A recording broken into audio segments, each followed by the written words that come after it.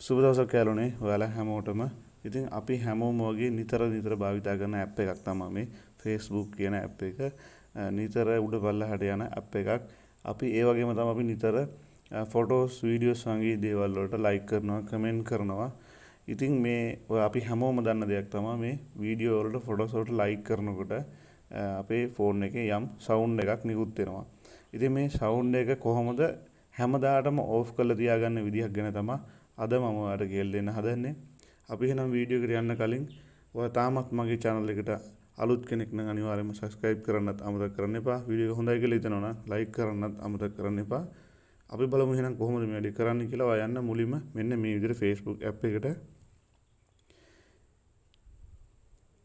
ඊට පස්සේ ඔයා යන්න මේ දකුණු පැත්තේ කෙළවරේ උඩින් තියෙන මගේ මේ ෆොටෝ එක වැටලා තියෙන රවුමට එහෙම නැත්නම් මෙතන ඔයාලට බලා ගන්න පුළුවන්. ඉරි කැලි තුනක් තියෙන උඩින් මෙන්න මේකට යන්න. ඊට පස්සේ මෙන්න මේ විදිහට පල්ලෙහාට යන්න. දැන් ඔයාලට මෙතන මේ setting and privacy කියලා තියෙනවා මෙන්න මේකට යන්න. ඊට පස්සේ මෙන්න මේ විදිහට settings වලට යන්න. දැන් යාළුවනේ මෙන්න මේ විදිහට පල්ලෙහාට යන්න.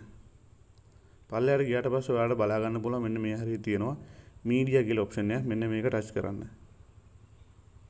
ඊට පස්සේ යාළුවනේ ඔන්න මෙතනින් බලා ගන්න පුළුවන් මෙන්න මේ පල්ලෙහාට ආවට පස්සේ sound in the app කියලා මෙන්න මේක මෙන්න මේ නිල් පාටින් වෙලා තියෙන ටික් එක මෙන්න මේ විදිහට ඕෆ් කරන්න.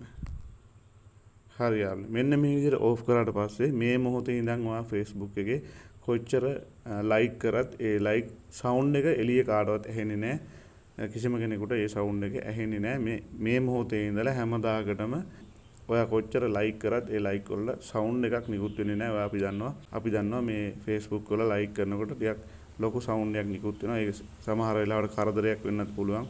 නුසුදුසු තැන් වල ඒ වැඩේ වෙන්නත් පුළුවන්. ඉතින් ඒකට විසඳුමක් වශයෙන් තමයි මම මේ විදිහේ අද ඔයාලට කරවුවේ.